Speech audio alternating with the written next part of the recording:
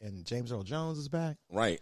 And in addition to those old people, the familiar faces, Eddie, Arsenio, and all these, they're trying to load it up with a lot of people from today. Leslie Jones, I hear they're trying to get a part for. Makes sense.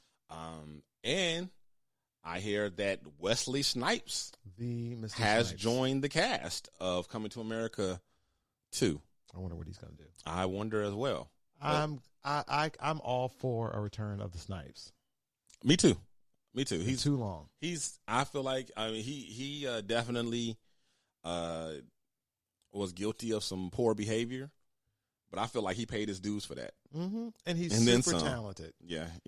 I think there's a lot of people in Hollywood that have done a whole lot worse. Yes, and nothing happened. Right. But like I said, his stuff was government stuff. Like I said, right? America. Well, there's two issues. He's had tax problems, but I don't know that has anything to do with why he hasn't worked in Hollywood, except for the fact that he was locked up for those years because of that. But he's had some social stuff. But he's had some stuff where he was difficulties, super difficult. He was an extreme prima donna. Oh. So yeah, he burned a lot of bridges. A lot of bridges when he filmed that last Blade movie. Yeah, he did some really bad behavior, kind of some out there stuff. There's one point he refused to talk to anybody except through Post-it notes, and then he would sign all the Post-it notes from Blade. Oh, and man. Then, oh man, yeah, he would refuse to do a lot of his scenes and would have the stand-in do them. And except for the close-ups, it wouldn't come out the trailer. He'd be in there smoking weed all day. Have you forgotten that you had to show your Willie and Wildcats? And then check this out: one of the things that got him kind of back and railed him in a little bit on that towards the end of that production was the fact that he kind of painted himself into a corner by his own doing. All of them making them do all that stuff with the double, and him only doing close-ups. When he got way out of line, the director finally said, you could go home because we don't need you anymore. We already got this, you making the double do all the other stuff, and we already got all your close-ups. So, and then at that point, he kind of railed it in a little bit. Oops. Y'all want to do a Tu Wong Fu too? I'm available. But anyway, so I think, it's that. It's about that. And like you said, though, there are people who have done that and worse, and they're still working and still have, but like we've said before, or I have said on this show before, America don't like an uppity nigga. No, they do not. They do not. I have learned that from personal experience. That's why I'm not on my last podcast. Yeah, don't be uppity. How dare you be arrogant or, conceited or anything that we perceive to be like, how dare you? Yeah. Like you best be humble at all times. You gonna act like you have privilege? Yeah. Yeah, no, motherfucker, you don't have privilege. I'll show you what privilege is. Bam, you can't work no more. Well, I'm for the return of the Snipes. Keep it together, though. Keep humble, bro. Yeah, yes. Because I think he's super talented. Yeah, well, speaking of Blade, and Wesley Snipes, did we report on, I'm getting old, I don't remember all the stories that we do or don't do, but did we report on the fact that Mahershala Ali is going to replace him as Blade? No, I don't think we did. Okay. But I'm for that. I'm for that too. So while we're talking about it, Mahershala Ali has been appointed the new Blade. Plus he's younger. So he's younger. He's I believe a better actor. But I don't think I think where he might come up short is Wesley is actually trained martial artist, and he has experience and all that. So it would be probably more work to make those fighting scenes and stuff look more authentic. Because unless I could be wrong, I don't know. Mahershala Ali could have martial arts experience, and I just don't know. But as far as I know, he does not have that under his belt like no pun intended, like Wesley did or does. So, but I was thinking that it would be nice if it's a long shot, but it would be nice if Wesley got a part in that, and he could play like maybe his trainer or mentor, and it was kind of like a changing of the guard, and he could possibly, because Wesley's still in great shape. Absolutely, he's in phenomenal shape.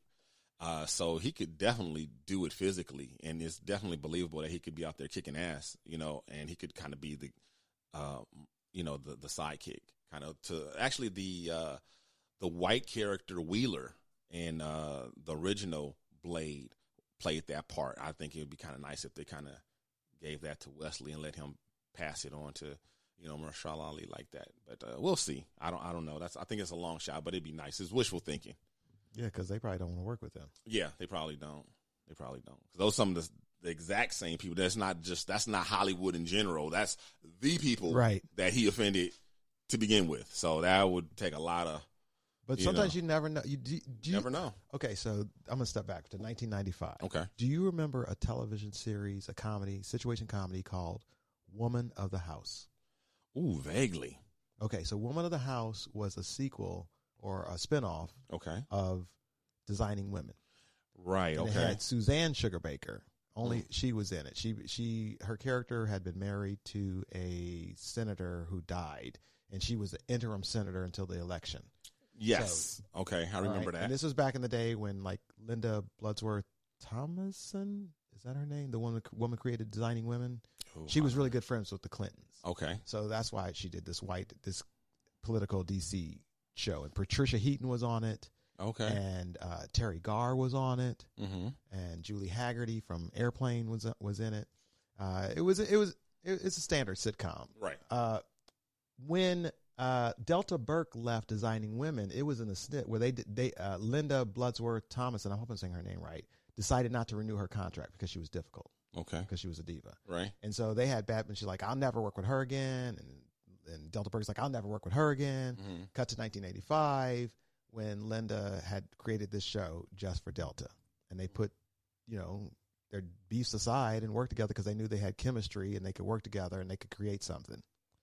Didn't turn out that well. Right. But I'm just saying it does happen. And it does happen, in other words. That was my point. Okay, it does happen. Right. There you go.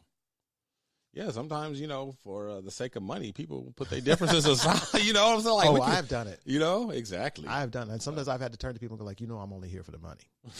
Don't start nothing.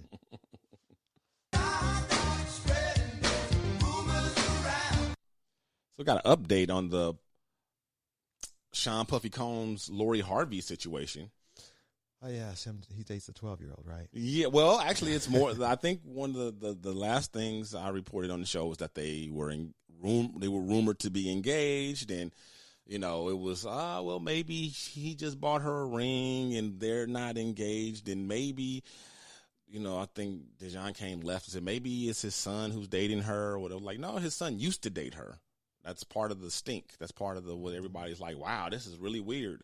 But yeah, so it's been verified that they are engaged, and furthermore that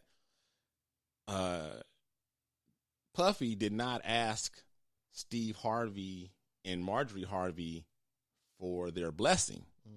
And I guess to rectify this, they all went to Italy, and it's told that they were out at dinner in Italy, and Sean Puffy Combs asked Steve Harvey for his stepdaughter Lori's hand in marriage, and Marjorie interrupted, and her exact words were, "No, you cannot marry my baby." Oh, yeah. So they said that Puffy just kind of laughed it off and continued to just laughed it and brushed it off and just continued to laugh and joke with Steve Harvey about it. Awkward. Awkward much. And so I don't know what I see. I'm one of those people. There's certain traditions that I think just kind of need to go. And I'm permission as well. And I'm that dude that I did not ask because I feel like this. There's certain things like, why do it if okay. This was my line of thinking when I proposed to my wife, and before I proposed to my wife, when I considered asking her father for her hand. What if he says no? Mm-hmm. Now, my wife was a grown woman. She was not 18 or anything. She was, she was a grown woman. She was older than Lori Harvey. She was a grown woman. So I was like, it's not up to him. He's probably not going to pay for the wedding, either way. that tradition is kind of out the window. Most couples these days pay for themselves, or the guy ends up paying for the lion's share of it. I think Puffy can afford it. Yeah, I think Puffy can. So I was think like, he'll be a good provider. Why ask if I'm not going? Because I'm not going to not marry her if he says he does not give his blessing. I think it's a dumb tradition. So why? Right. Just like another dumb one associated with weddings is, if anybody has anything against this couple, speak now. We're like, I told my wife, I'm like, we're not saying that because that's ridiculous. Why would we say that? You spend all that money and then somebody's going to stand up and ruin your wedding? I've never seen it happen, but why even give it place? You know what I mean? Like, why invite that? You know? So I believe there was one point in time where it just sort of was a legal thing where, I mean, the same way like you have to print stuff in the paper. I'm sure there was legal reasons. I'm sure there was a good reason for it at one point. Like if you legally change your name, or if you get a liquor license, you have to put something in the penny saver or something. Right. But in this day and age, why put it there? So anyway, now that that's been done, Puffy's stuck with the choice of either he's going to marry her regardless of what Marjorie says, or he's not going to marry her. And and I'm curious to know what Steve Harvey's thoughts are, because he's been quiet about all this, and that was his opportunity to speak, and his wife kind of co-opted it. So this is his stepdaughter that took his name. That's it. I believe. I guess so. But yeah, she's his stepdaughter. She's grown. He has 3 stepkids. She's 22. She is grown, and in every sense of the word, she's just young enough to be Puffy's daughter, but she is grown. But yeah, she is legal. So there we are with that. I can't tell nobody what to do, but if you're 22, don't get married. Yeah, please. Not a great idea. But if you're gonna marry somebody at 22, might as well marry someone. Might as well marry a billionaire, or somebody who's damn near a billionaire. Yeah. So you know what I'm saying? Start at the top, right? Tumble down. I mean, then you got 22s out here marrying other broke ass 22-year-olds. Right. I mean, that definitely ain't gonna. That definitely ain't gonna work. Definitely not working. So something else came out in this story. The unidentified person who was basically given this story to TMZ or whoever, they were saying that the reason, because people were, of course, wondering like, what's the appeal of a man of Puffy's stature and age want with basically a 22-year-old child. And the person said, well, as if they could speak for Puffy, but they said that he objectifies women, and which is why he hasn't been married in all this time, because he doesn't really respect women. But Lori appeals to him because she's young and beautiful, and she comes from money, and she's cultured, and her mother did a really good job of raising her. That's what this person said. So you take that for what it's worth. You find, you attracted to whoever you're attracted to. I mean, you don't have to necessarily give in to all your attractions and feelings, but he's attracted to her for whatever reason. She's beautiful, like for all the reasons that you just listed. Right. that seems like more than enough. Right. And then the age part, well, that just ends up becoming that seems to be a personal choice. Yeah. Right, doesn't it? Like I wouldn't want.